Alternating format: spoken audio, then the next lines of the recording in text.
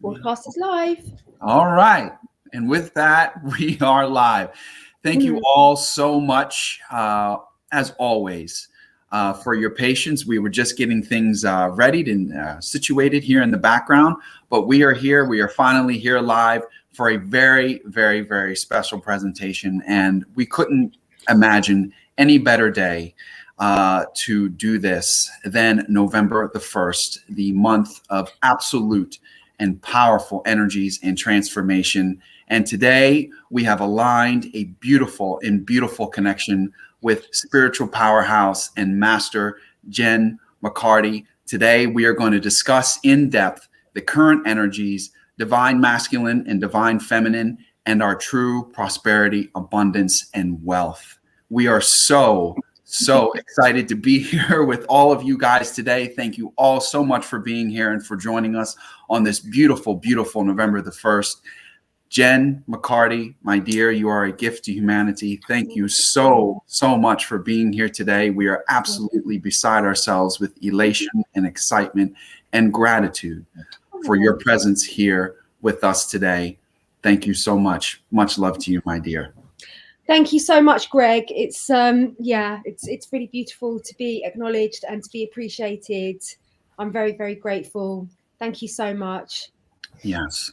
Well, we are so grateful for you and the absolute profound and powerful work that you are doing. The mentality, the mindsets, the subconscious programmings and conditionings that you have set out to change. That you have set out to alter back to our godly, absolute godly nature. It is absolutely beautiful. And these are subjects that not too many individuals are speaking about within this community. It has truly become just a truther or truth-seeking community. But us four individuals sitting here today can say with the utmost certainty and honest authenticity that we have found our truth. And with finding our truth, we no longer need to seek it. Now that we have found our truth and we have attained these codes and we have developed and evolved, it is time to share these codes, express these codes, and express this growth and development with others so that they can find their truth. Because that is the way forward into this new earth. It is not just studying the hell out of 3D. We know that. We know all that junk. Now, what do we do to change it? And you, my dear Jen McCarty, are leading the forefront on this. You are at the front lines of these alterations, of these absolute massive changes that need to happen deep within our subconscious in order to transition to this new world. Because as I've often stated, especially recently, how do we transition? How do we, if we are on this journey, and if we wish to transition to a bold and brave and beautiful new world, where do we start? How do we transition? We know the world is screwed up. We know that we've lived a very dense and dark existence. Now, how do we change that? How do we change? Well, I talk a lot about this in my work and about the fact that at the time of Atlantis, our DNA configuration was in its diamond formation, and we had a fully activated 12-strand DNA.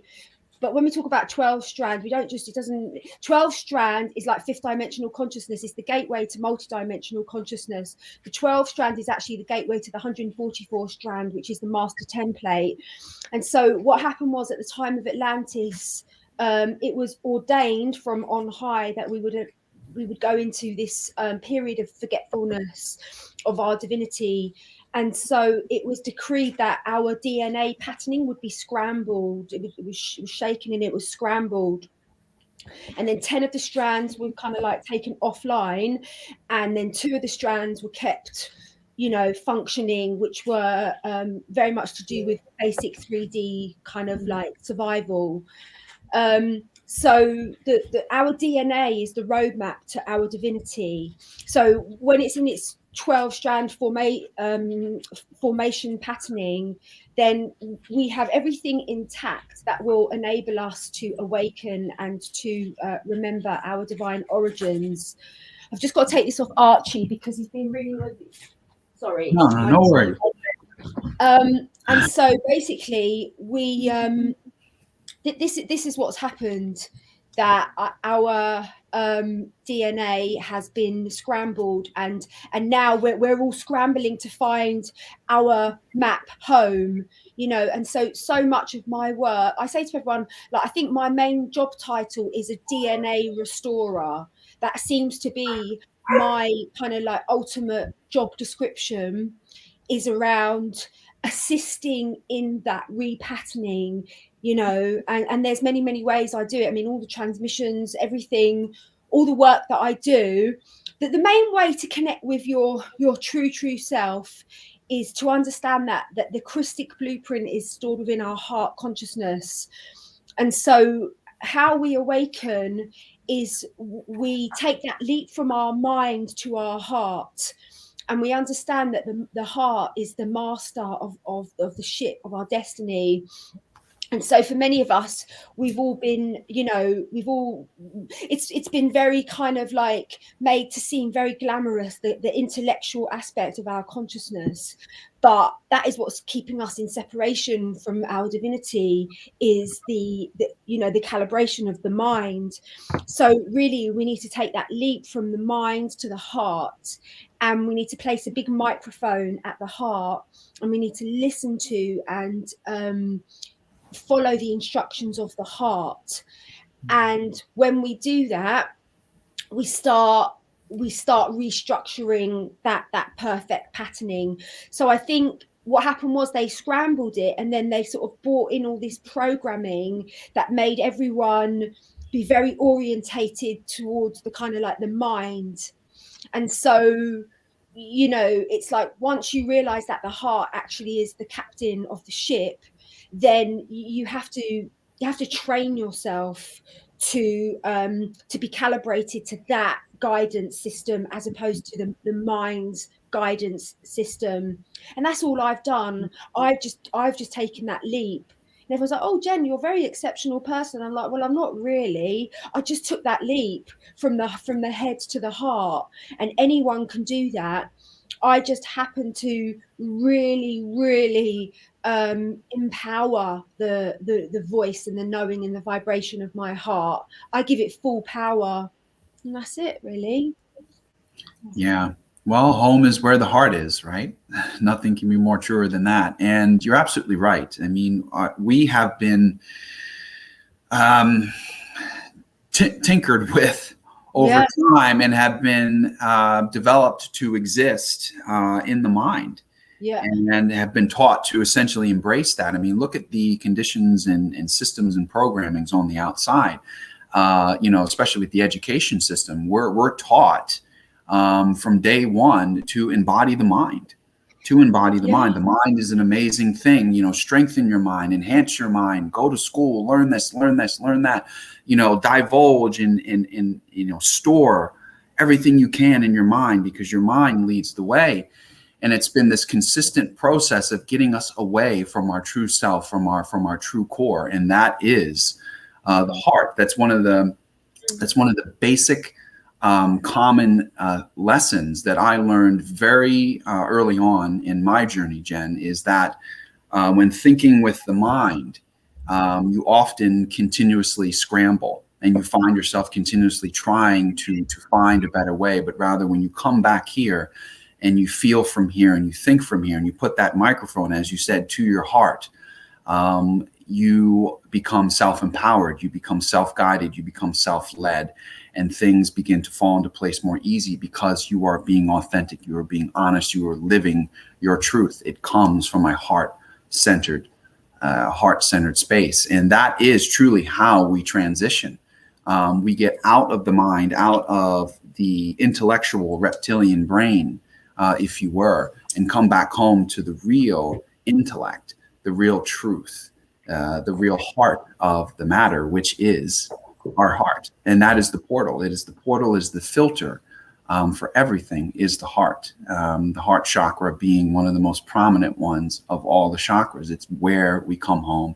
It's how we become self-empowered and self-led. It's one of the things that I learned very early on in my journey, because the mind is a trap.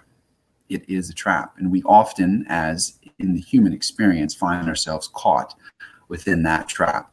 So absolutely, home is where the heart is. And we have to, in order to officially transition, leading with our hearts, becoming self-empowered, self-guided, and self-led, and being the embodiment of that, being the embodiment of a heart-centered individual. How beautiful is that? I mean, you, Jen, are a heart-centered individual. Robin, Leigha, myself, we are all heart-centered individuals. We are not speaking from the mind right now. All of this information, all of this guidance, all of these words, I feel it literally coming from the heart chakra up through the throat chakra right now. And that's where we have to exist at. That's where the truth resides, is right here within our hearts. And that is how we make that jump. Absolutely. I wholeheartedly agree, Greg. Well said. I couldn't have said it better myself. Love it. Yeah, and I guess I can add, if we want to understand this from a scientific perspective or physics perspective, biologically understanding the body, why does life exist in advanced first aid, or it's all about resuscitating the individual through reestablishing the rhythm of the heart. Defibrillation is the heart goes out of rhythm. So the signals, the rhythm isn't being completed through the body. So with those interrupted signals coming, the organs, it's like everyone drops their tools and says, oh, the fire alarm is going off in the factory. So all production has stopped.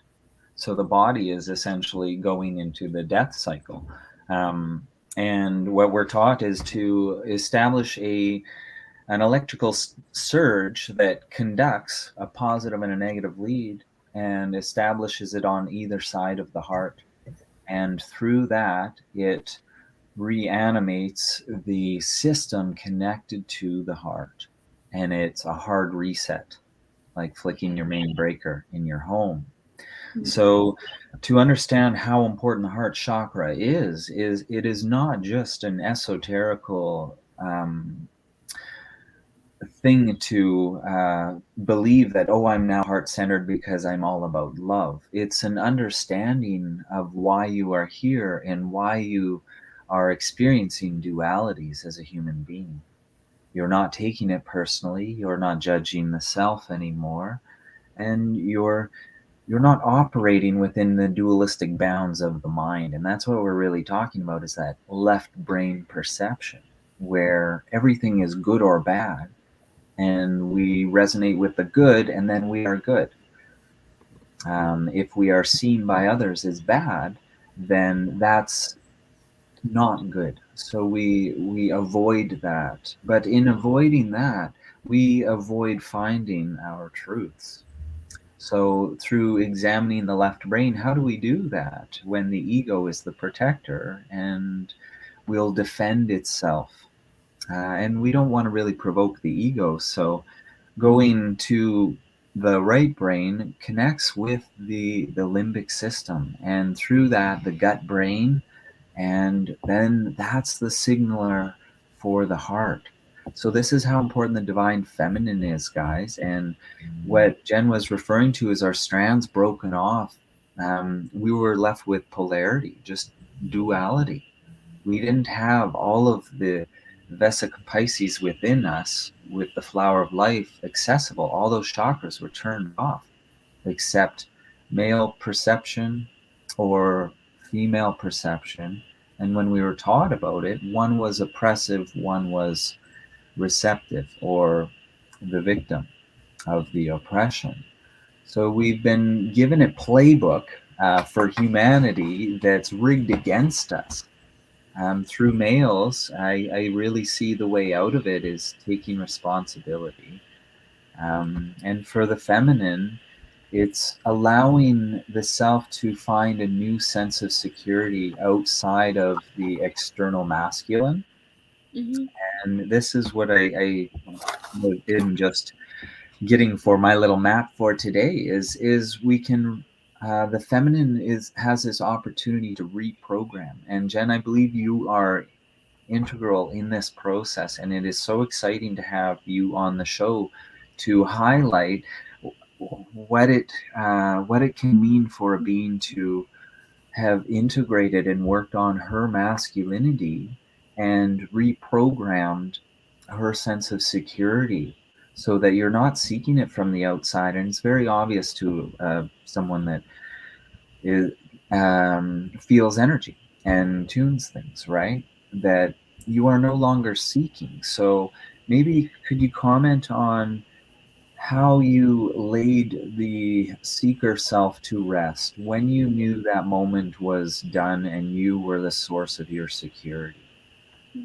It's a wonderful, beautiful question, Robin, and full kudos to you for asking that. It's such the crux of so much, really. I think for me, I had a spiritual enlightenment experience when I was 21 on top of the mountain, when I was chanting Om Namah Shivaya, and my third eye blasted open and I went into like full like samadhi, and I literally went into like profound ego death, kundalini awakening, and profound, like it was like having a near-death experience without the drama of actually dying. So I had a very conscious kind of like death experience, if you know what I mean. And that kind of sustained me for about 10-15 years, but I ended up getting involved with the wrong group of people because I had gone into angelic consciousness. I projected that onto everyone that I met, especially if they looked like me and sounded like me and had a very similar lifestyle to me. I projected that they were also a very, very pure soul and they were holding angelic consciousness. But actually what happened was I ended up being with a group of people that were kind of like wolves in sheep's clothing. They weren't the real deal. They were fake spiritual, but I was too pure to be able to see that. I couldn't even equate that even existed, that you couldn't be authentic. So what happened was that I let my guard down with that group of people, and then they started infiltrating me on a subconscious level, and it brought me out of my alignment. It brought me out of my my alignment to God consciousness. So what happened was I ended up having another enlightenment experience, and that was like 20 odd years later in 2013. And with that experience, what happened was I had been going to India and I'd learned this incredible like a technique, like an enlightenment technique, which is called resting as awareness for short moments. So I really, really applied this technique, bearing in mind I was at a very, very high level spiritually already. So all I needed was a little bit of discipline and a little bit of a technique. And also I finally met an enlightened master and a person that had truly stabilized in enlightened consciousness, and I'd never ever met anyone like that. So because I was then working with Candice O'Denver, who was the one who created the balanced view and all that, which is the technique, I just needed to have a stable person. That was all I needed for me to just do that final tweak and for me to stabilize. But what happened was I was walking around Glastonbury Tor one day and I felt Candice kind of like, I felt her come in on the 5th dimensional frequency, and she like dropped this ascension code in my crown, and she showed me that, like, I can't even explain it. I can only explain it as an ascension code was dropped, and suddenly I quantum jumped to a whole new level of consciousness, whereby I deeply and implicitly understood the inseparability of all internal phenomena and all external phenomena. There was like this seamlessness between the internal and the external, and I realized I arrived at the place where there was no separation or differentiation. So having that experience, I carried on walking around Glastonbury Tor, And I had this experience whereby I kind of like flipped inside out, and the inner flipped out, and the outer, and it all just became one. And in that moment, I was walking around Glastonbury Tor, and I realized that every single thing that I had ever searched for, that I am that. But it wasn't an intellectual realization. It was a deep cellular, molecular, deepest level of my knowing. I just knew that I am every single thing that I have ever sought. And so in that moment, I had this revelation, and it was like my search just dropped. My search, because I was searching for my twin. I knew that I was a twin from about 6 years of age. And I used to connect with my twin when I was a little girl. And I used to say to him, Wow. we're both under the same stars, and we're both under the same moon. And I used to connect with him telepathically. So I always knew that I really, really was destined to be in this twin flame union. But in that moment, I dropped my search, because I knew that I am that I am everything that I've ever searched for. And then I just carried on walking around Glastonbury Tor, and then lo and behold, I had a vision of my twin flame, and the universe showed me a vision of him. And then when I saw him, that then activated the Heros Gamos. So it was like his face was like a code that fitted perfectly with my DNA patterning or my subconscious mind. And it unlocked like the most extraordinary sort of like new depth of awakening codes within me. Wow. And so from that place, I literally arrived home in the 0 point field, and I've never ever come out of that place vibrationally. I mean, of course I'm a human being, I get pissed off, of course I do, but essentially I do not come out of that place vibrationally. And it means that I'm a source being. I source everything of energy, of inspiration, of everything I source from my God self within me. So hopefully that answers your question. That's absolutely amazing. And what you're describing of those codes, I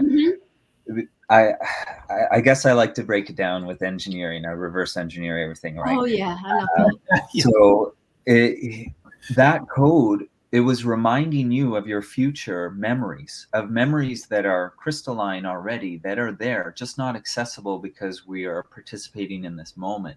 So yes, when we have those future images or premonitions, that's what Jen's referring to, guys, as codes coming in. It activates a part of self that's already inside. And when Jen had the second awakening, I like to call it the death of the ego. Because there's the oneness consciousness experience where you understand, oh my gosh, there is a source of awareness through everything, and I am connected to it, and it is the ultimate bliss in the central nervous system. It is magic, guys. It isn't like any drug-like experience. I haven't done many drugs, so I can't really say, but it is beyond anything I've ever experienced.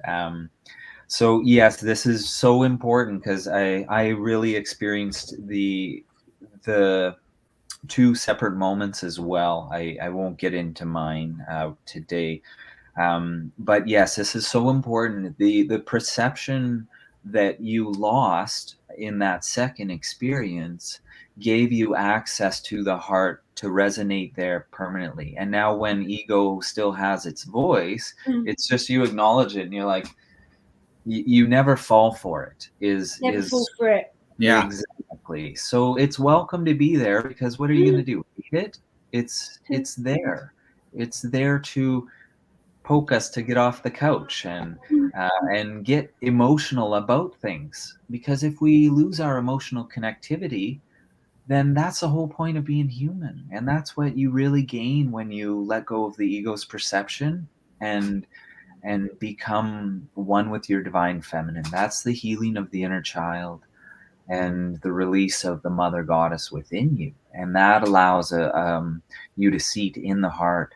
So that probably gave you psychic abilities beyond what you ever experienced, I bet, activated in those moments. Hey, Jen?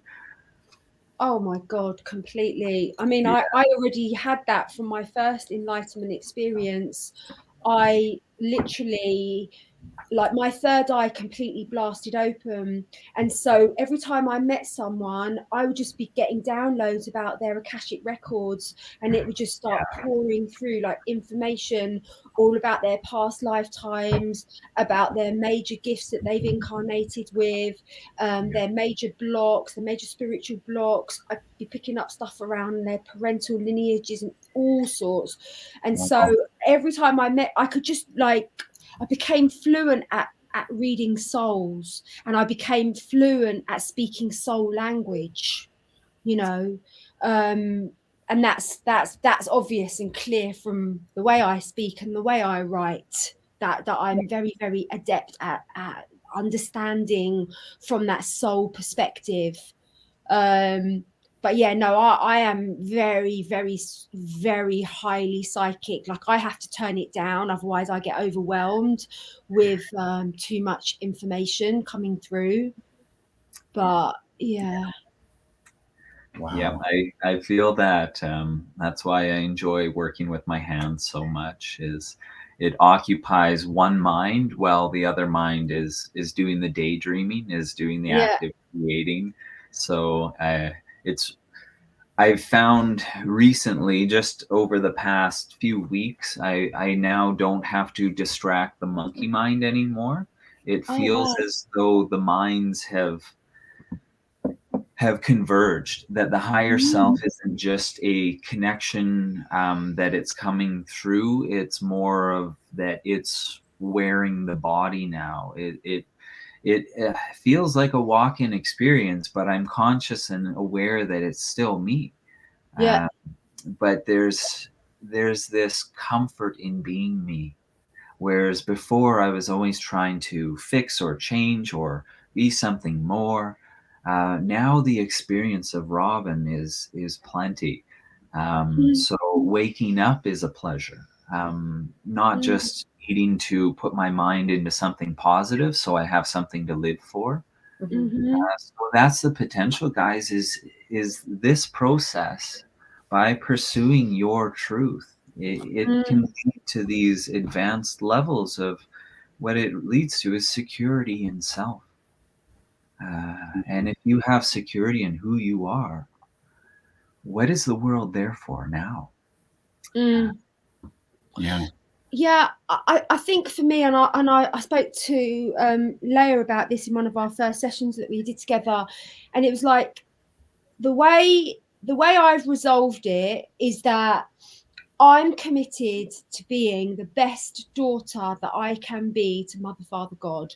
I know that Mother, Father, God is watching me 24/7, and I'm just committed. I'm addicted to being the best daughter, and for Mother, Father, God every day to go, that's my girl. That's my baby girl. That's my baby girl. And so, because my heart is so pure and it's so deeply, deeply wants to please God in every single moment of my existence, I'm cool with the fact that humans won't always get me. I'm okay with the fact that people will reject me. I'm a very, very powerful person, and not everyone is going to be able to understand me. And I'm perfectly at peace with that. I really, really am, because all I'm here to please God. And I know in doing that, I will please humanity ultimately as well. But I'm not here for third dimensional people's approval. I couldn't give a flying shit about that. I really, really couldn't. It's irrelevant to me. Absolutely irrelevant. Just so long as I show up every single day in service to divine love. And so that's how I've come to terms with that assuredness. I have reached such a profound level of assuredness within my own being because of that. You see? And in fact, like, Yeah.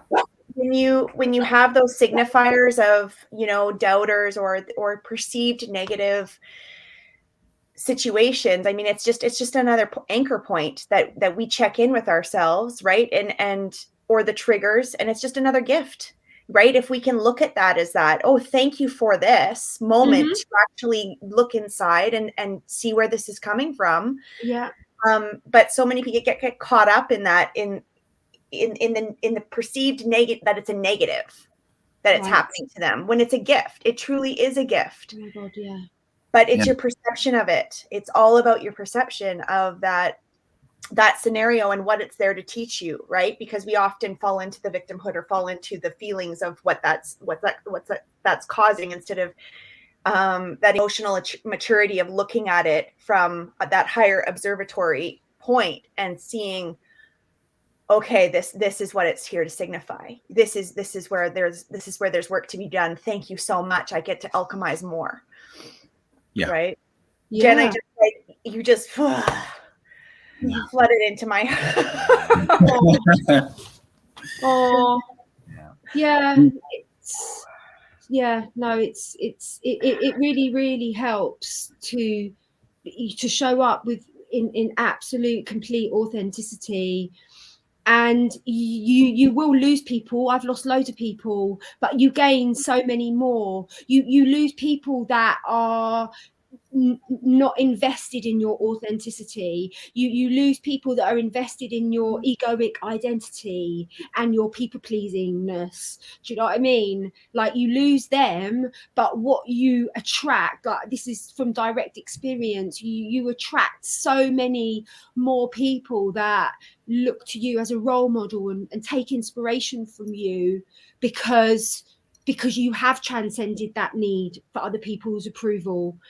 And it's very, very rare, you know, to be in that place, and especially to be stabilized at that place.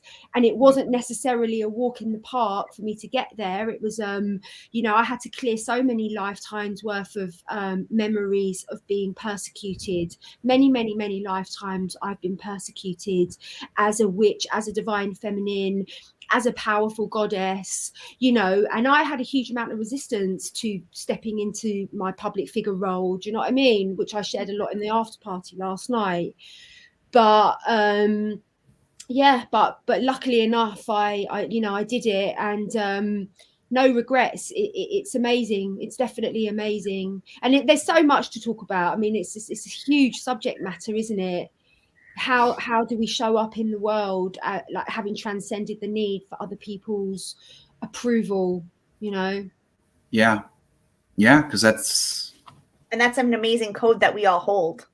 Yeah, it's an amazing code to know, to have that absolute assuredness because of the work you've done for yourself, and that you're not looking for external validation in any way. No. But also it reminds me of, like, because like last year I was like really, really vocal about, like, against the narrative, and a lot of my friendship group were very much of that liberal conditioning.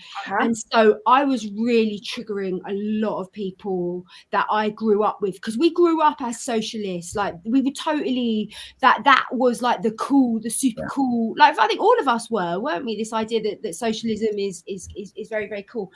And so when I started speaking that I was supporting of Mr. T, and when I was sharing that BLM was the biggest hoax, you know, that there's ever been, I would get messages from people saying, oh my God, I can't believe it, you've become racist and blah blah. And I'd be like, what? But I'd be like, just F off. Even if I've known you for 25 years, if you think that I'm racist when I'm totally immersed in God consciousness and see the divinity in a great blade of flipping grass, do you know what I mean? If you actually are going to sit there and call me racist, I've got no time for this connection anymore, because I love myself so much. I know my heart is so pure that I'm not going, I have boundaries. I have such vigilant boundaries that people are only allowed into my inner circle if they come with love and respect and honor and appreciation for the role that I am playing out. If you come to me with judgment or criticism, then my boundary is just going to like say no. And I think this is a really, really huge part of this conversation, isn't it? That ability to be able to do that. Because I'm like, I've got to this place where I will walk alone. I am not afraid to walk alone. Even if I had to walk alone for 1,000,000 years or for 100 years, if that's what I had to do, I have no fear about that. And then that puts you in a place of extraordinary power as a human being, as a woman, because I don't need anyone's approval. I don't even need my mother's approval. I don't need my son's approval. I don't need anyone's approval. All I need is God's approval. That's it. Yeah. That's well, that is something, Jen, that I have that I struggled through most of my existence here in this 3D matrix. I came from a family that embedded into my mindset and into my subconscious mindset that approval was absolutely necessary by them in order to be loved and to be accepted. And those toxic codes were carried throughout most of my life. It was only through my awakening and my enlightenment process for when I began to drop those stories. I began to drop those narratives. But how deeply embedded were they? They were deep. I mean, they were down there. They were deep, deep, deep, deep, deep. They were aligned within my physical tissues. I was carrying that density. I was carrying that weight. I was carrying the weight or the fear of not being, or of not getting that approval, of not getting that signature of, yes, this is good. And because of this, I love you. Oh, thank you. Oh, okay. Whew. I can carry on with my life. I lived like that for a long time, but through my awakening, through my enlightenment, and through the process of coming back to the heart and giving myself that unconditional love. And through that unconditional love, learning the unconditional love of God and being in service to God in all ways, shapes, and forms. The only approval that I need is God's approval. And that's when those stories and that's when those narratives began to just drop like sacks of potatoes, like bags of rocks, just boom, boom, boom, boom, boom, boom, boom. And like I said, it was very deep. It was really, really, really down in there. But the more and more I stepped into my truth, the more and more I remained and vibrated in that raw authenticity and walked without fear and did this every single day and remained in that mindset and remained at that vibration and continued my service to God. The stories just in narratives just dropped one by one by one by one by one. But this is a very, very difficult thing to do. Individuals are programmed and conditioned to get the approval of others, especially with their families, with their loved ones. To say I can walk alone is a very, very scary concept for a lot of individuals, especially those on this awakening journey through this ascension process. To walk alone, to say all I need is the approval of God, is a big, gigantic leap for a lot of people. It truly, truly is. But at the end of the day, the only approval that you do need is God's approval. This is your life. This is your truth. This is your journey that requires only your unique signature. That is it. It does not require anyone else's approval or anyone else's signature, because their signature is not yours. Their vision of you is not through your eyes. The only story, the only narrative, the only journey that should exist is seen through your eyes and seen through God's eyes. It is not seen through anyone else's eyes. I often heard my mother tell me, well, this is not my vision of you. This is not what I wanted. Well, you know what? That's too bad. That's too bad. That's too bad, Mother, because my journey, my story, my truth comes from my heart, and it is seen through my eyes, not through yours. And when I was able to lay that boundary, firmly lay that boundary, the final piece of those old stories and narratives were dropped. And that's when I heard God say to me, welcome home. You're officially home. That's beautiful, Greg. Yeah. And, you know, the Matrix has done such a huge number on all of us. And I think that I set it up in my incarnation that I wouldn't have a relationship with my dad. So my dad was from Israel, and he was very charismatic entrepreneur, and my mum met him, but he came from a very strict Jewish family, and we were a Catholic family, and so he wasn't allowed to tell his family that I existed, because they were like very, very strict Jewish family, and they would have rejected him. So my father essentially abandoned me when I was a baby. And but that was how it was meant to be. And then my mum met my stepfather when I was 4, and I didn't like him. Like, I felt he was a very inauthentic person, and I like was quite like repelled by him. And so in my childhood, like, he used to try to tell me what to do, and I just used to go full like Carly on him and go like, you're not my dad, you can't tell me what to do, like, just move aside. And so all my life, like, I never had that need for the masculine's approval, and I see that in so many of like people around me.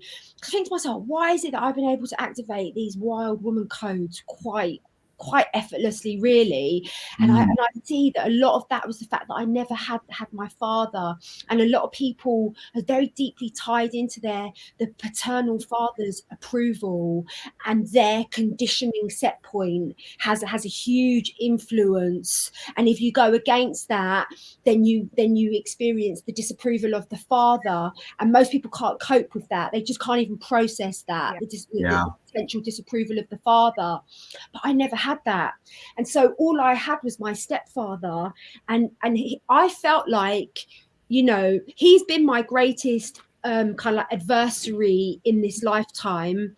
But what he's done is that he has made me the powerful woman that I am, because I always was never, ever afraid to stand up to him. Even though he's a full-grown man, when I was like 12, 13, I just like stood up to him.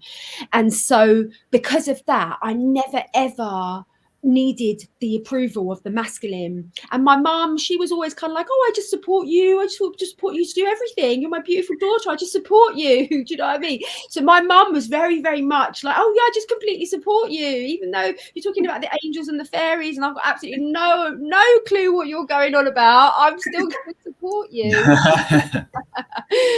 And so I kind of had this extremely open-minded mother, you know, that was like, you know, deeply supportive of my outlandish consciousness in her opinion. But I think that I set that up. I created that specific incarnation pattern so that I could be me. But then I probably, if I did have a dad, I don't, who knows, I probably would still be me anyway, you know, and I probably would have given him a hard time, most likely, probably. I just never liked being told what to do, like ever in my life. I do not appreciate being told what to do from anyone, because I am a very highly adept, extraordinarily capable soul. And so if you are telling me what to do, you are assuming that I don't know what to do. And I find that very offensive, because actually I'm very, very, very highly adept. Do you know what I mean? So, yeah. Well, me and you share that trait, Jen. We really, really do. Being a Sagittarius as well, I can be quite rebellious. So I never I never enjoyed being told what to do. And in fact, my relationship with my parents was quite tumultuous throughout most of my life.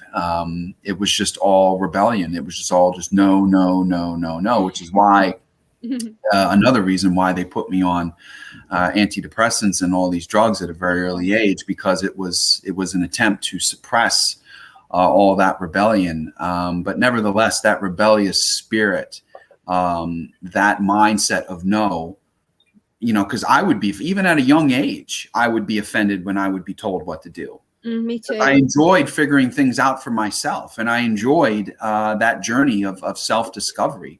I still do. I still love, you know, teaching myself. I had members of my family who were all self-taught. I had a grandfather who essentially said, why would I hire anybody to do something for me when I can teach myself? If I screw up, I screw up. I'll just learn.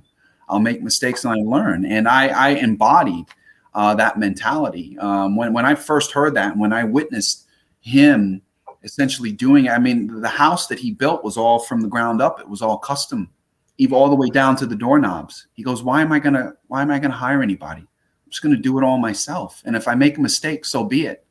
I'll learn from those mistakes and I moved on. And I began embodying that mentality. So when people came to me and told me what to do, I became offended. My soul was offended. It's like, how dare you tell me? I'll figure this out. Yeah. If I need your help, yeah, I will ask for it. But until then, please do not give it to me. I am fine. Thank you very much. And people would be very offended by that. And still to this day, when I get told what to do and I stand my ground and I lay my boundaries, even in a loving way, even in a loving way, people are like, oh, Greg, like, I'm just trying to help. You're not trying to help me. You're actually infringing upon my space, and you're actually trying to tell me what to do, but you're just rewording it in such a way to make me think that it's in a nice way, but it's not. I can see through all of that. I know how the wording is placed. I can feel my way being a powerful empathic being and psychic clairvoyant myself. I can navigate myself through that. I know the words, I know the keywords, I know the energies. So I myself am very rebellious in that matter. I like figuring things out for myself. My soul enjoys the journey, however, how long or how short of that self-discovery. It could be simply figuring out how to install a door, okay, which, you know, is a simple example. My soul would be offended if someone told me how to do it and say, no, this is how you do it. I will figure it out. My soul enjoys either the short or long path, however long it is, of self-discovery, because I see the worth and the value in that, of being self-taught, of being self-empowered, of being self-led, and embodying that fierce independence, that independent spirit. Again, it offends a lot of people, but it's just so fulfilling. It is so fulfilling and so empowering. And you're right, it gives you that power that you wouldn't have any other way. You're essentially insourcing your power rather than outsourcing it. It reminds me, when I remember my mum, when I gave birth to my son, and my mum would come up to see me, and it would be snowing outside, and we'd be taking Finn out, and she'd be like, oh, Jen, make sure that you put a coat on him. Like, as if I wouldn't put a coat on my baby. She used to say that to me. I'll put a coat on him. You will put a coat on him. I don't know, Mum. No, he'd be all right. He can freeze to death. He's be fine. But things like that, she always used to do that and like just state the obvious. And it's like, why are you even saying that? Like, I'm obviously going to do that. Yeah. So, I used to try not to get peed off with my mum too much when she used to state the obvious. But then she just couldn't help it. She was just like, you're my daughter, I just can't help it. It's my grandson, I can't help this. Yeah. You know what I mean? Vocalizing their greatest fear, because if it's out in the open, then it's not just me that's worried about it. I'll pass that worry on. Like I'm up on a ladder and someone will say, "Don't fall down." I'm like, really? Because that was my intention, to climb up a ladder and fall off. Yeah. Really? Thanks for planting that vision in my head. Yeah. when my mum said that, I was like, what kind of incompetent human being do you actually think I am? Yeah. And yeah, So, no, it's interesting. a reflection of our inner fears, right? But yes, I want to share just a moment I had to share that God is real, guys. Source is working in every aspect here. At the 33-minute marker, Jen was talking about her experiences and past life experiences being persecuted. And I noticed on your sleeve there, I only caught the V and the E, but I was like, oh my gosh, this lifetime, she's free to wear her heart on her sleeve, which is love. So you're free in this lifetime. It was just a higher self-tuning and a message for you, Jen, that you are free in this lifetime to wear your heart on your sleeve. And this is what this very podcast is about today, guys, is making it known that this is the most important thing we as human beings can do. No matter what venue you pursue, this is where you come to. This is where you end up. How at peace am I inside, and what am I? So it was 33 minutes. And then I understood, oh my gosh, it's November the 1st, and it's a Nova Ember. So it's the new ember, a new flame. It's the 9th month, but we call it the 11th month, but it's actually the 9, which is God was tapping me on the shoulder. So I always speak of the human being's potential to go supernova, which I talk about as the heart chakra opening. It's you go supernova because you've opened your solar plexus. You're a self-sustaining being. You are that incarnate. So, and it's the first of this day. So how beautiful is this, the first day of, yes, the potential to light that ember that can go supernova in mankind. This is our potential now.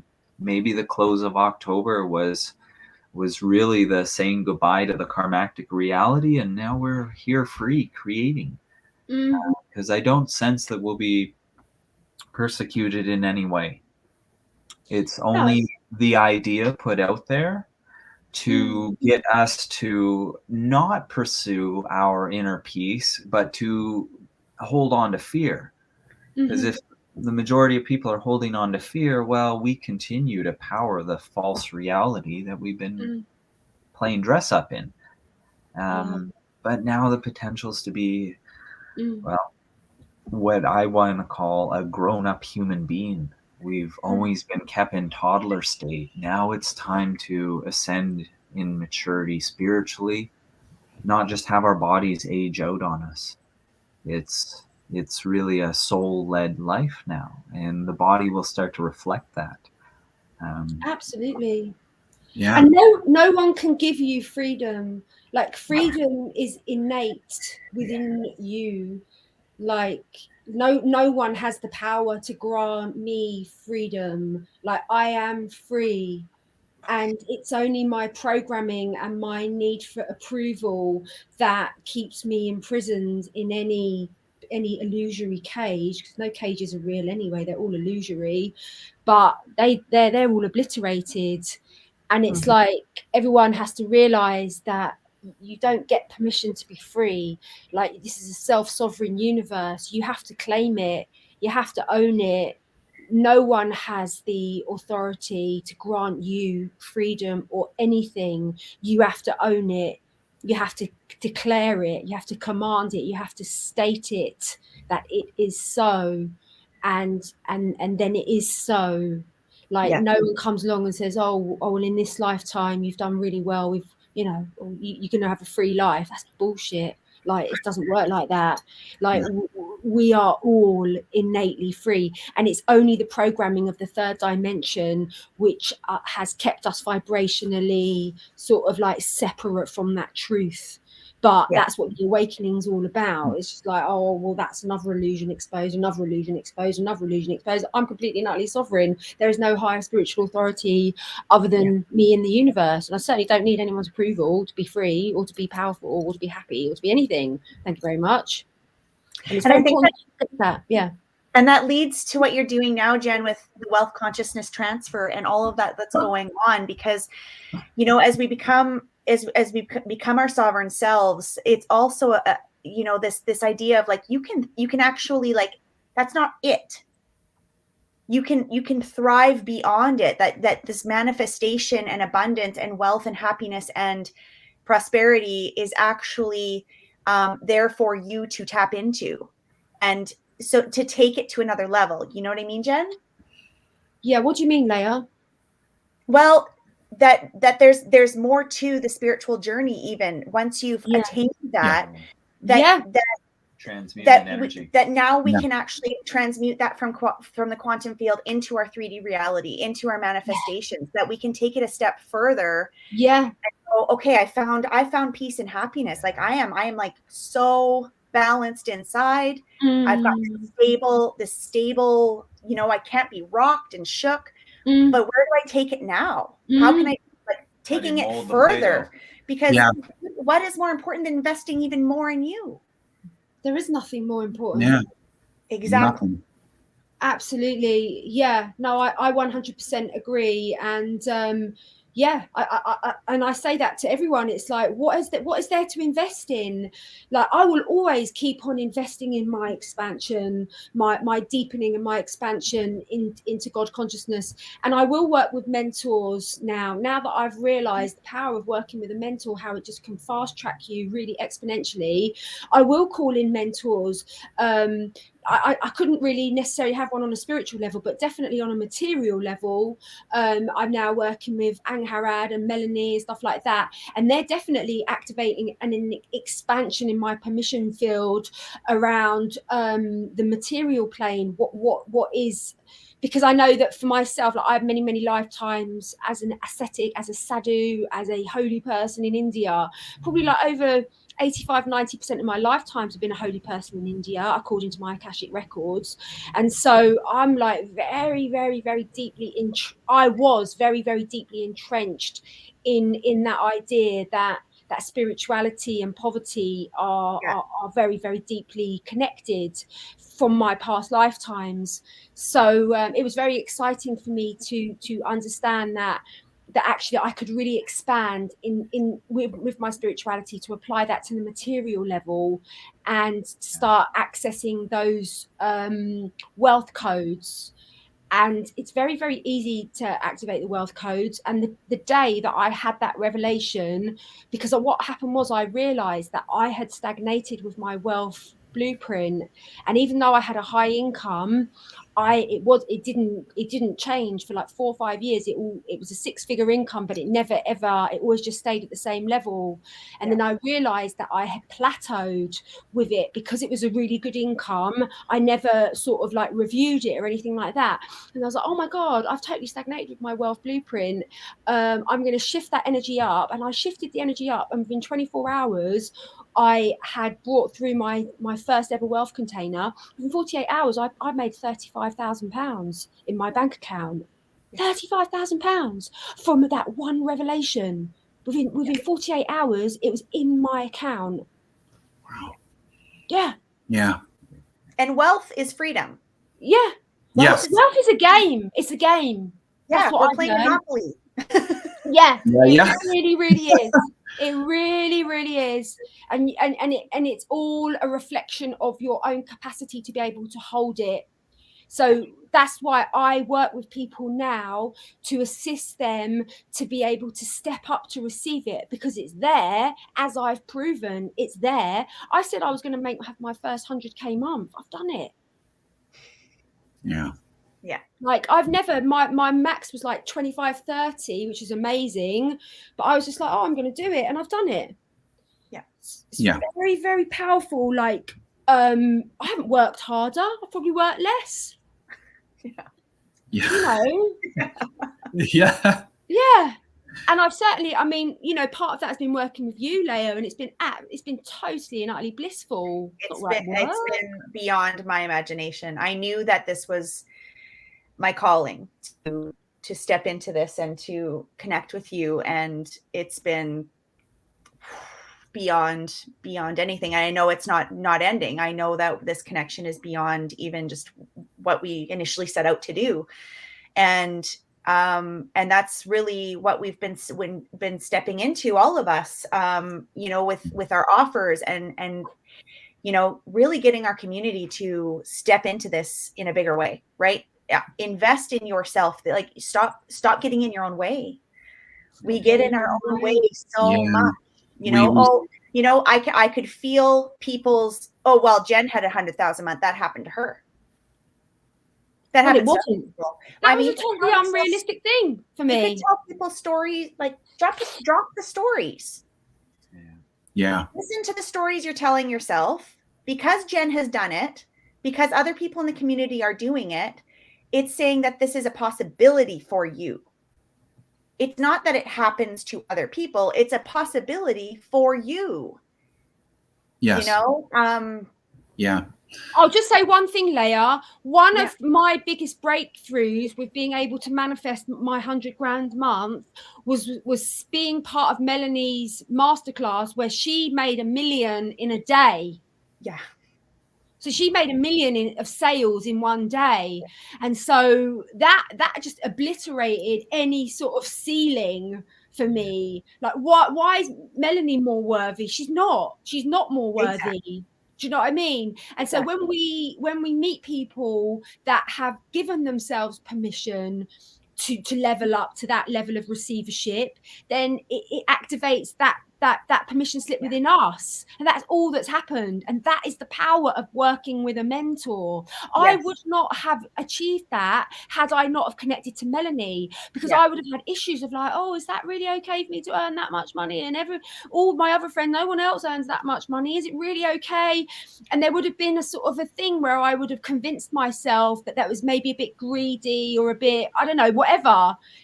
But the fact that I'm in the psychic field of someone that is able to manifest $1 million in a day. I mean, I've been part of her calls. She did this one call where she manifested 200K in about 10 minutes. She was like, right, guys, I'm going to do this offer. It's going to be 10K. It's going to be open to 20 people. Within 10 minutes, she had 20 people book. They paid her 200K. Yeah. Within 10 minutes.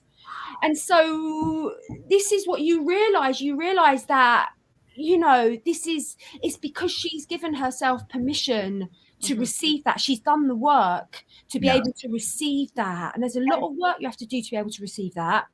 To sit in that joy and unlimited potential.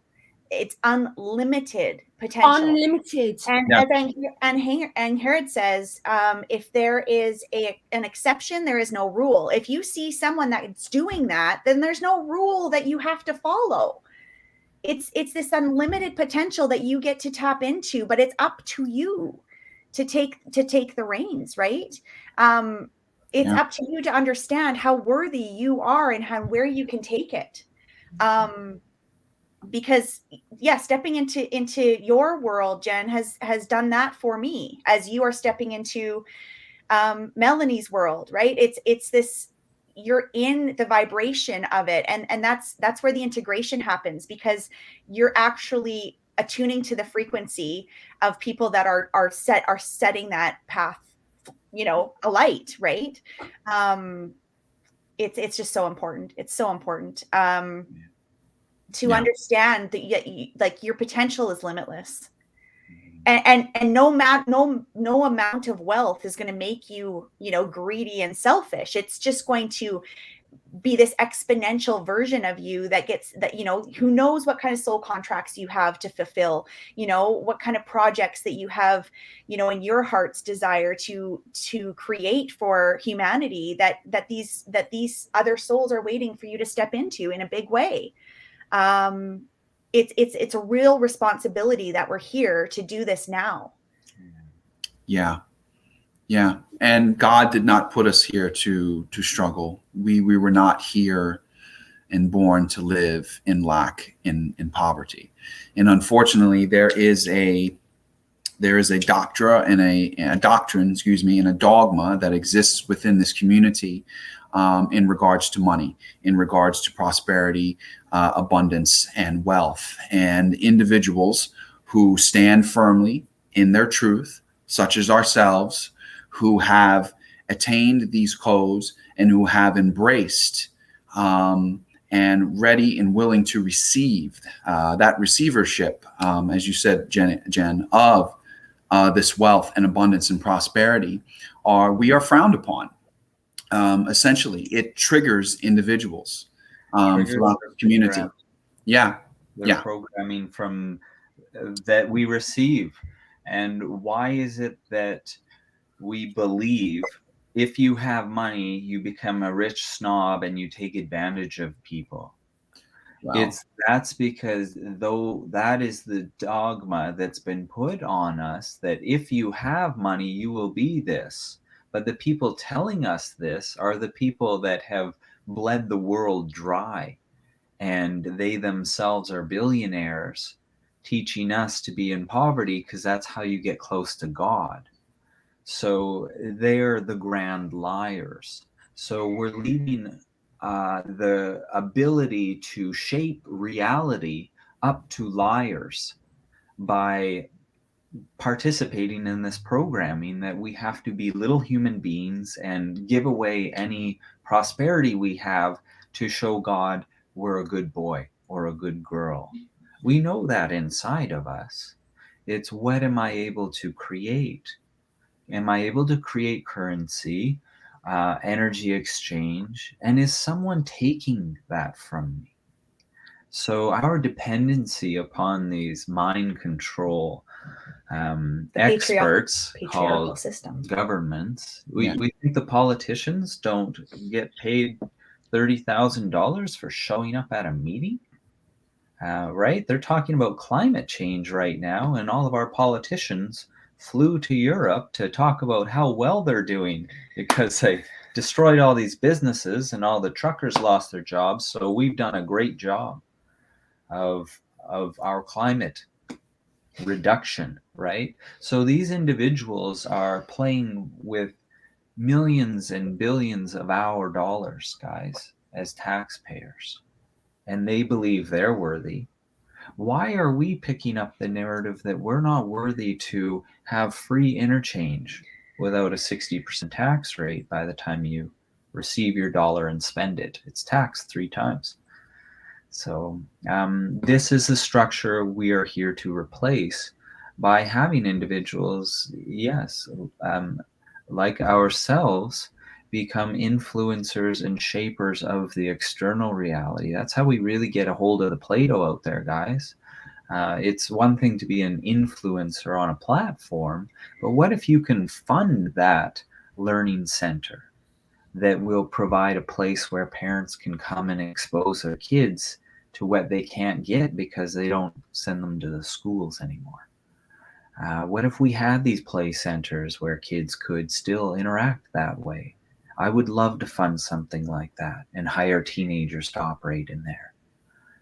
That's how we build our communities, not by making it, a big chain and monthly membership and on and on and on, right? So yeah, time to get done with the corporate reality and believe in ourselves, the soul-led individuals, to become the new wealth class, and with that abundance, make it free. Like you said, Jen, no one is going to save you guys. There's going to be no perfect politician that just waves his magic wand. There's going to be events play out, but it's how can one individual go to every community and wave a magic wand? That's another form of communism. Yeah, so and we have to be very careful what we create. Yeah, and not just every single community, but wave his magic wand in front of every single person within that community. There's no politician or leader on the external that is going to do that for anyone. That comes from us. Truly, the ways forward, and I've spoken of this much, especially as of late, is the ways forward are community and cooperation. And the only way that we can have community and cooperation is through us. is through us. The true community and the true cooperation is going to come from us, guys. It's not coming from the external narratives or the external leaders or politicians. They have no clue what community is. They have no clue what cooperation is. Just look at a House of Representatives meeting on the news. They have no clue what cooperation is. It's all bickering, it's all fighting, it's all destruction and division. They have no clue what that is, but we do. We have those inherent codes within our DNA to be heart-centered individuals, to create communities, to implement cooperation, and those are the ways forward. We cannot just rely on someone else to come in and do that for us. No one's going to come in here and wipe our bum this time around. This is truly up to us. It is up to us to transition into this new world through the heart, through our own hearts, guys. It's coming from us. It's not coming from anything on the outside. Yes, as Robin, as you said, and as I've said, the narratives will play out, the books will close on these stories. But essentially, what will propel us forward fully into the Aquarian age and into this golden age of light and truth is the light and truth within us. That is what is guiding this forward. That is what we are creating and manifesting, is the light and truth within us, not out there, not because of a military operation or because of a politician.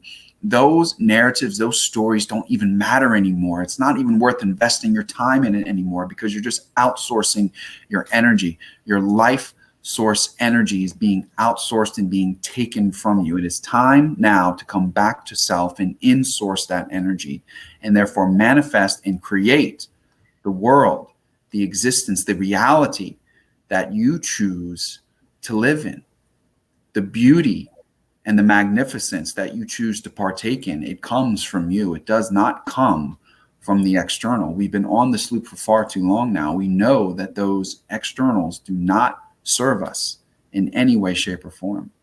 It is time to in-source this, guys, and come back home and drop the stories and drop the narratives.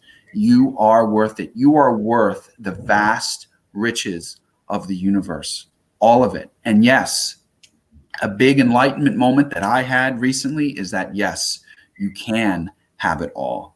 You can have it all. There is no reason why you can't have it all. That's why my spirit guides told me, stop prioritizing your manifestations.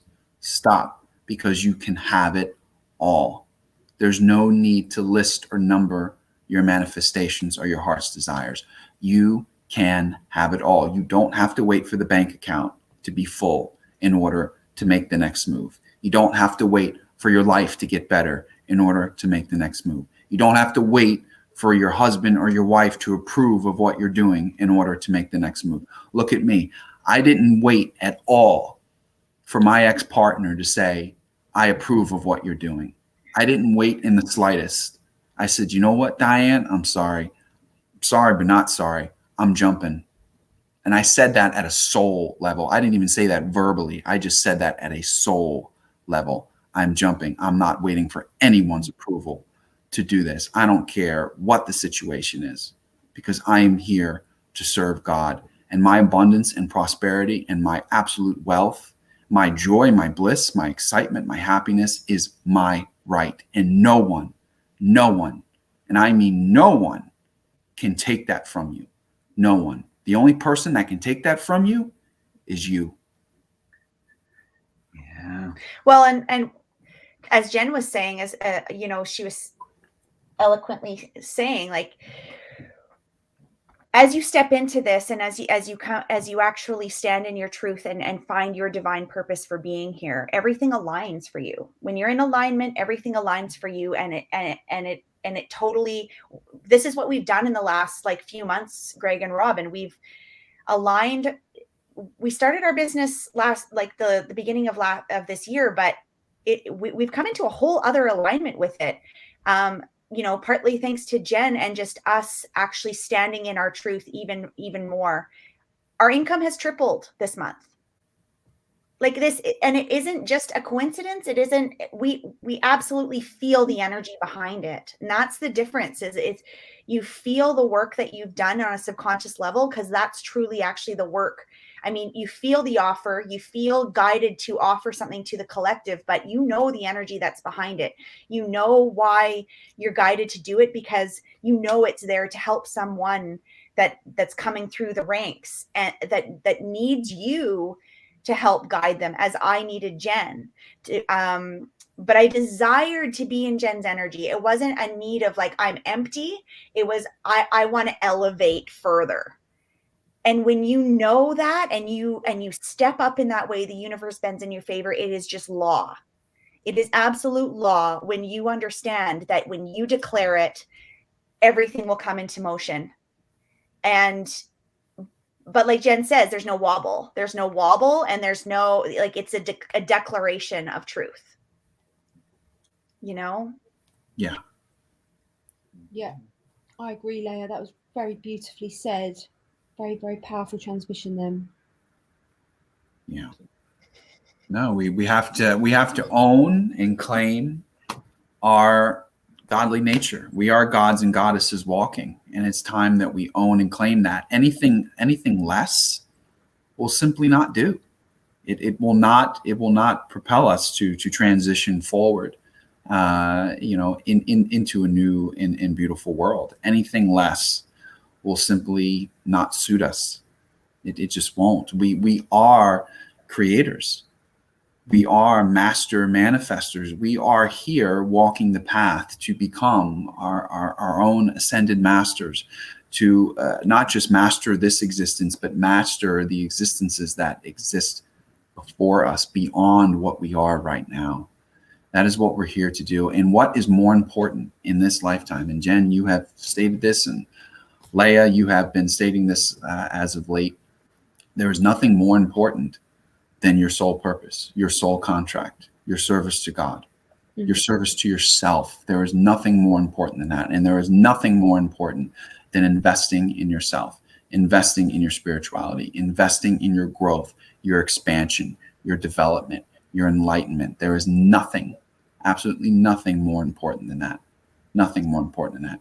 And nothing on the outside can ever replace that, can ever replace the worth and value of giving to yourself, of investing in yourself. I have learned this profoundly throughout my journey. The more and more I invest in myself, the more beautiful and the more magnificent my life becomes. The more peaceful it becomes, the more it flows like a river with no beginning and no end. There's just that balance. There's just that equilibrium. You know, as you said, Leigha, the universe will bend in your favor. The moment you step into it, the moment you claim this, the universe will automatically, as law, will bend in your favor.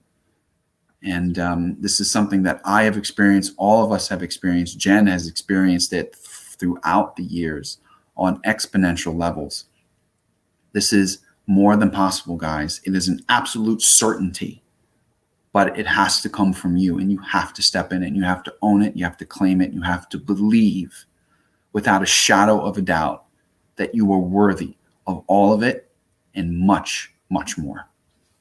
That's right. And if anyone is waiting for the opportune time, well, it was 2020 when clear vision was free for all. So if you're waiting, the time has already passed. So you're not waiting anymore. You're actually behind your own 8 ball in your spiritual journey, because the world has shifted with or without you. People are awakening. They are on their path. And as they get further down their path, it doesn't make it easier if you've waited. The people around you will change, so it feels less familiar if you dig your heels in. Or if you're an individual in your group that is saying, I'm not going to dig my heels in anymore, I'm going to pursue my path, your friend circle may change drastically, and you will be challenged to let go of those old beliefs and old patterns, because you've ascended, you're moving forward in your path. a lot is changing right now, guys. In the world, we all would tell ourselves the narrative of, oh, if I had time, I'd get to that. Well, what has this world event given us but time at home to enact those on the shelf ideas of self-betterment, becoming all I can be? If we don't understand what that is, how do we get our motor started? So yes, November, the 1st of November. Let this light your ember, guys. That little Trinity symbol beside Jen there, that unify the three aspects within you, the Father, the Mother, and your inner child. Let that inner child grow up, because that's what's really going on with humanity. It's the soul of humanity is stuck in inner child form, stuck in the bowels and guts of everyone. And we're all in our consciousness, the Father aspect has to descend and say, it's safe for you now. I understand why I'm here. It's to provide an atmosphere for the child and the woman to be safe within, not to oppress the woman or the child. So when that union happens, the inner child is, oh, I'm free. And the mother says, I'm free to finally create. I'm not oppressed. I can have my voice back. Then the inner child grows into exactly who they need to be. And what you're going to find on your spiritual journey is it's that being looking you in the mirror. That's your inner child grown up. So to take control of you in these moments is to go through this journey, this process. It's difficult, guys, as you go down and help that little kid out. Everything that's hurt its feelings will come back, but it's coming back to be processed. We're experiencing it with our clientele that have taken advantage of the container we're offering. We start on November 11th, and we've already had. So does Jen's container. A month worth of progress with them. Oh, excellent. And what a powerful time, guys. So yes, if you're looking to advance yourselves, there's no better time. Jen's containers. Jen, why don't you take a moment to just tell everybody what you're offering, what you have going on. Thank you. So I've got a Prosperity Unleashed container, which is a month-long journey that starts on the 11/11, and that'll be a very, very deep dive into really upgrading our wealth blueprint and understanding the how the wealth blueprint affects us, and unless we review it can often stay stuck. So we're going to talk all things manifestation, all things abundance, complete wealth restoration. I speak a lot about the Christic wealth codes being restored, and this is to do with the DNA manipulation that happened at the time of Atlantis. And this was actually a DNA codon, which was directly connected to lack and abundance. And so the abundance codon was switched off. And so we need to restore that particular DNA codon. And so we do a lot of work. The work kind of like builds up to that. It's very, very deeply spiritual work. But we're doing it not only for us, we're doing it for the entire collective. I'm also going to be sharing a lot about manifestation mastery and the most kind of like exciting manifestation hacks that that I'm receiving and working with very, very high level like coaches and mentors at the moment, and what they're also sharing as well. So my first container is Prosperity Unleashed. My second, I'm actually going to be launching the Twin Flame container on the 1st of December. And that's going to finish on the 21st of December. And that's, again, working with the physical manifestation aspect of manifesting the twin flame, and about the very, very deep preparation work. So it's really arriving in the 0 point field. We're going to be speaking a lot about sweetening our nectar. What does that even mean? We're going to really, really transcend that whole kind of like external searching and realizing that we are the true point of magnetism, and that when we focus on our own brilliance and vibrancy, that is what ultimately attracts all the relationships and everything that we need. So it's that's basically it. But I'm going to do 2 masterclasses actually. I'm going to do prosperity manifestation masterclass on the 8th and 9th. It's going to be a free masterclass just to, because I like to make my work accessible to everyone in the community, whether you can sign up for the containers or whether not, it's always accessible. The codes are there. So I will be doing a masterclass for the Prosperity Unleashed, and I will be doing probably a masterclass for the Twin Flame container as well. Thank you for asking. Oh, absolutely. And get in on that, guys. There's so much out there if you're ready to invest in you, and that's, there's no better time. As Robin was saying, as we've all been saying, there is no better time. You don't have to wait for some Jasara check. It's now. Now you take the work into your own hands, and you will feel the abundance from what you've attuned to, from what you've aligned to. And today for us is our last day of our pre-launch. So the pre-launch price for our container is closing today. So if you want the pre-launch price, you can get it until midnight, and then we're changing, the price goes up. So jump on that if you want to get in, and we start on the 11th with that one. And then we just pre-launched our couples master course. So we're going to work with couples through its divine partnerships and sacred unions, and coaching to find that balance of self and balance within relationships so that you can thrive even more within your sacred unions. Yes. And we also have a month-long mentorship package as well, guys.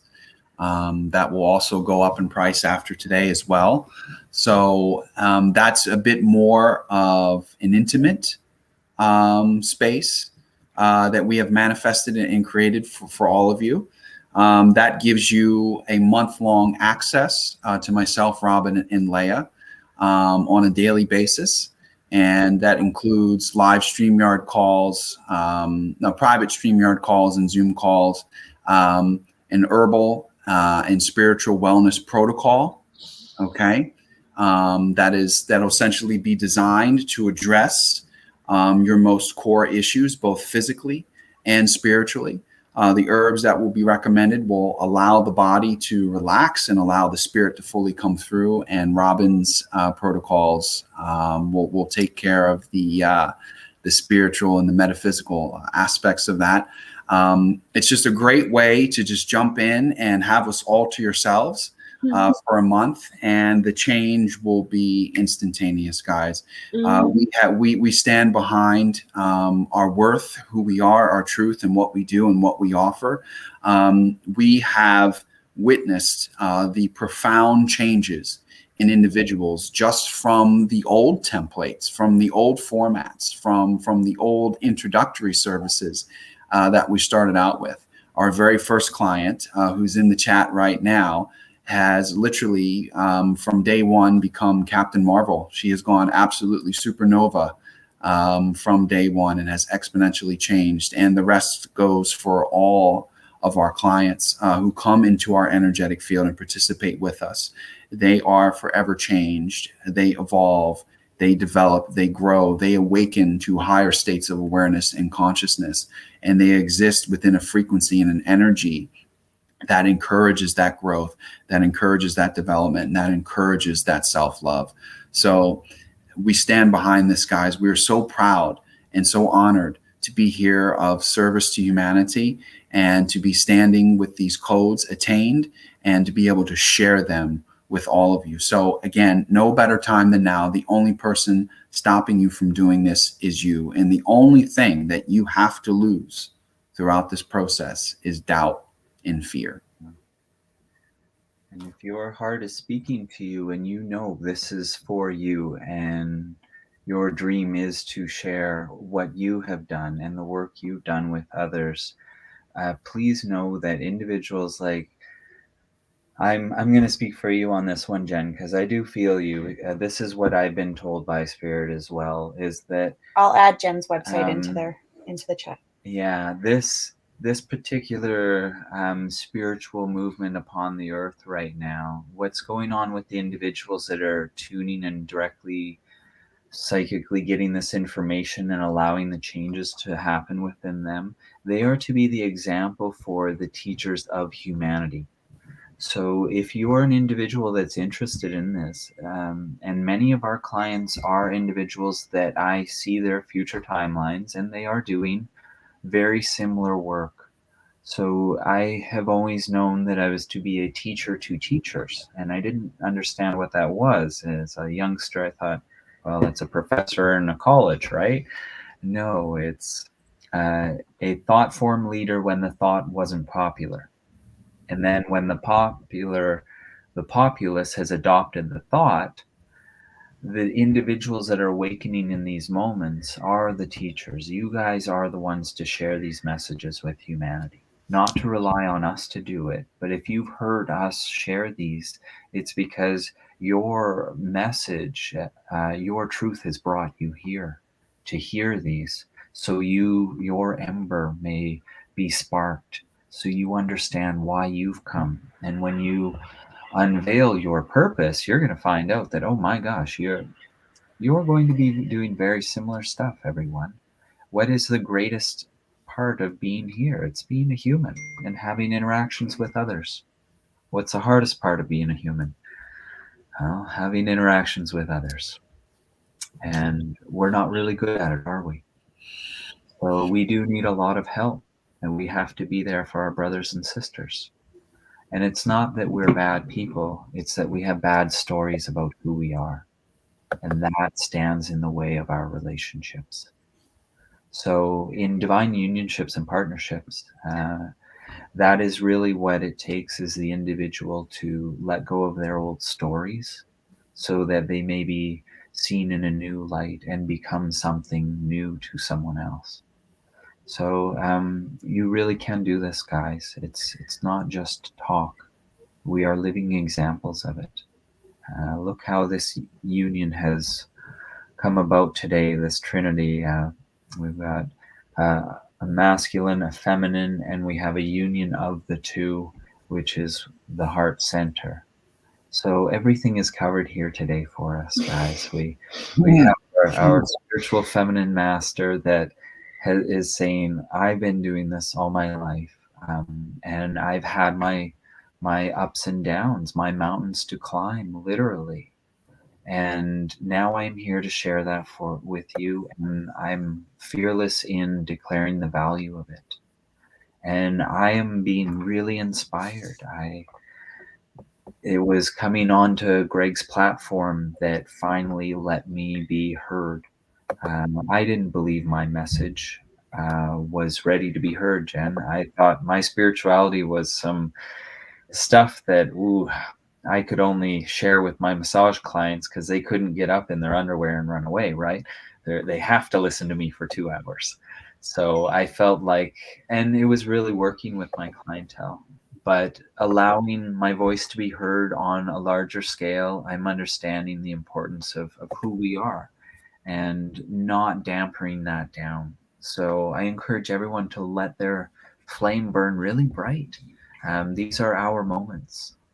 So yes, whoever you're resonating with, guys, and whatever your self-work looks like, make sure you're investing in you. It doesn't have to be money. Time is skills. Who are you in the new world? Start creating that version of self. Don't hold on to the fears of the old self. That's the best way we can get through this, and this is how we get through together. Yeah, I definitely would like to reiterate the power and the importance of aligning with mentors. It is extraordinary, the transformation that you can experience very, very, very, very quickly. And apart, I don't know why it's taken me so long to clock onto this. I don't know. It's obviously all perfect, but you may as well take it on board. Like, you will get there. It will just fast track you. To work with a mentor that has activated those codes within their own field will fast track you. You will get there. It's just whether you want to be there in 1 month, 2 months, 3 months, or 5 years. That's the choice. And it really, really does work. I mean, since I've called in mentors, it has massively increased, because that was the area that I wanted to experience a shift within my income. And I've specifically noticed massive transformations with my income through aligning with these mentors. So had I not have aligned with those mentors, I just think it would have taken me longer. And I don't think I'd be sitting here right now having this conversation had I not have aligned with those mentors. And I don't think I would have met you, Leigha. Yeah. So no, and that's the thing. You did the work for you, because that was your calling for you. You were guided. You went with that alignment, and then it just unfolded, right? And it's exactly, and it just trickles, a trickle effect. I knew that it was my alignment. I knew that I was, when you were, I want to work with one person. I looked at Rob and I said, I'm not one person. I knew it. I didn't fight her. I could see it. I was like, yeah. Actually, after she was questioning it, I just jokingly said to her, well, so Neo, are you the one? and yes, and that's the truth of those films as well, is that's the journey for any being to take, not someone more special than you guys. It's the journey for us all to take.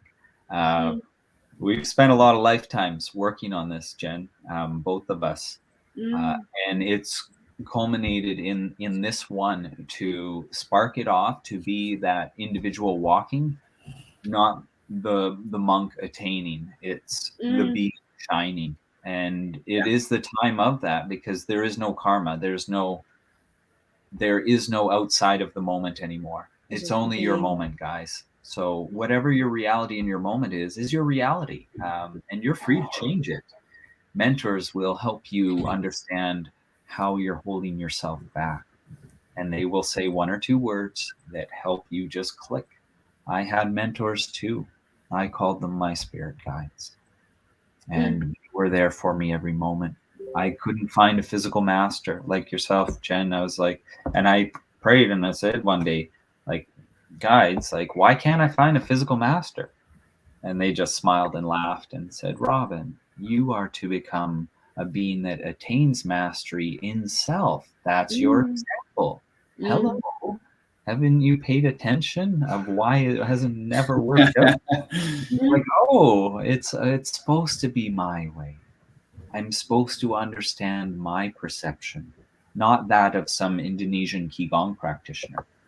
But he helped me spark something off inside, and I allowed those beings to be present in my growth. And for those that don't have a psychic connection to themselves in that way, there are now beings, and that's what we're here to share with you guys.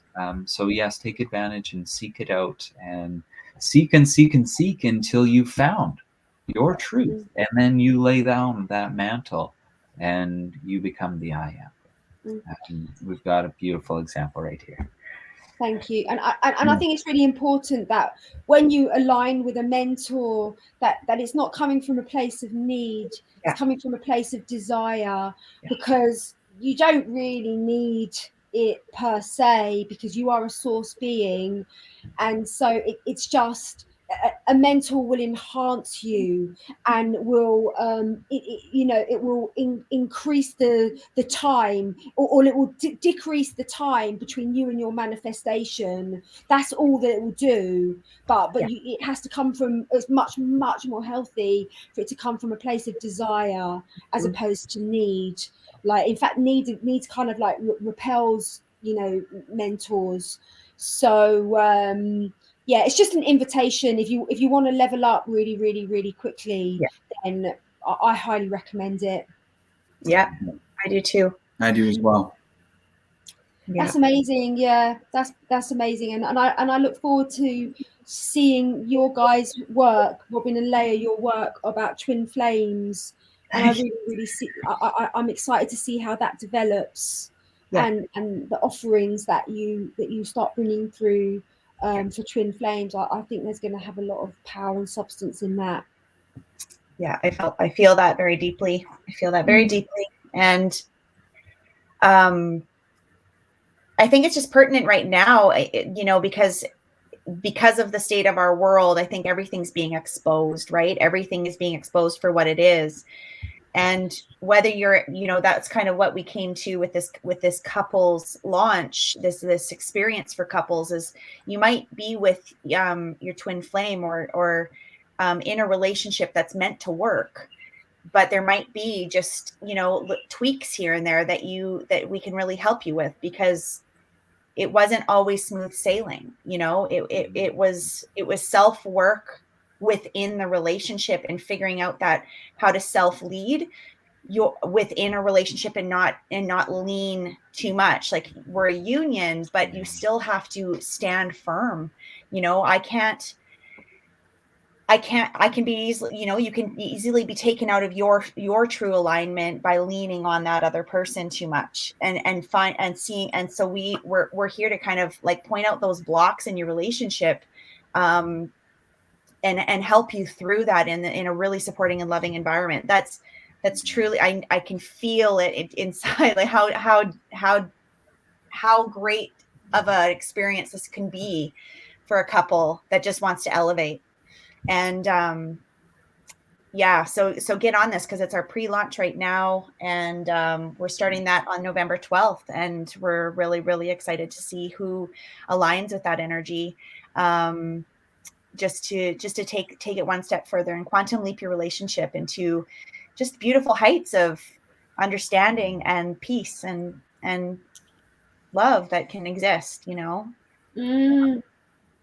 Yeah, it sounds amazing, Leigha, and I think you're gonna, you're definitely gonna align with the souls that you've made a contract to work with, your soulmate clients, definitely. And also, it's very important that we always remember, like, if you build it, they will come. And sometimes we launch stuff, and we might not get the uptake that we wanted, but we'll always get the perfect people. That always happens. And then we'll learn experiences. We're learning about launches. We learn what works, what doesn't work. And so it's very important that people, you don't ever get like despondent or anything like that, that you see it as an opportunity to grow and expand. And like for example, I used to I started doing this ecstatic dance thing in Glastonbury, and when I launched it, I only had like 4 or 5 people come, and I could have just given up then and gone, oh, what am I doing? Like, most ecstatic dance have 200-300 people. Like, what am I doing? But I kept on hearing, no, if you build it, they will come. If you build it, they will come. And then within about 2 months, I had like 65-70 people coming, and I had grown men walking into the space and literally convulsing in sobbing because it was such a sacred space, because I just created this most incredible like altar and like sacred space with the music, that people would just walk in there and they would like literally have like a lifetime's worth of healing. And so, and you think to yourself, oh my God, if I would have given up just based on the fact that only a few people showed up for those first few weeks, I wouldn't have showed up for service in the way that I actually truly made a promise that I would. So I hope that everyone could take that on board. If you're driven to do something, you might be tested. You might be tested. Do you know what I mean? Like, I was tested. I should have had 20-30 people signing up for the first thing, but universe was like, no, we're going to send 4 or 5 people, and we're going to see how committed you are to this. And I was like, oh no, I'm committed. And then because I stood in that commitment, people came. And I just think it's very, very important that if you offer something and people don't sign up, it's often because it's testing your commitment. So doesn't mean never give up. Do you know what I mean? If your soul wants to do something, you will be supported. Yes. Well, thank you for that, Jen. That's just felt like sharing that. No, thank you for that. Because you guys are sort of starting out with your online offerings and stuff like that, and I feel like I'm a bit of a veteran, really. Do you know what I mean? And so just passing on those experiences to you, like if you keep showing up, they will show up. People will show up, but you have to keep showing up. That's it. Yeah. Beautiful. That's beautiful, Jen. This was one hell of a, wow, this was a beautiful, beautiful profoundly magnificent connection today with you, dear. Thank you so very, very much. You are an absolute gift and inspiration to humanity, and the codes that you hold and that you share will essentially change the world and will help to shape our future as beautiful, bold, and bright. Thank you so much for being here, and thank you all who joined us here today. Thank you all so much for being here. Jen's Container. Prosperity and Twin Flames links are in the chat, and of course, all of our links and all the information that you guys need is within the show description and the show notes. So please look to those for any information you might need if you align with the energy of this show and align with the energy of the space that we create and the services and offerings that we provide. Please look to the show notes for all of the information. And with that said, ladies and gentlemen, again, thank you all so much for being here today and sharing the space and energy with us. A very, very happy November 1st, Go Supernova month of transformation. And yeah, enjoy the rest of your week, everyone. And as always, stay vigilant, stay frosty, stay heart-centered, and take care, and God bless. God bless everyone. So much love. Absolutely. Thank you, Jen. Thank you, Jen. Thank you, Jen. Thank you, guys. Thank you so much.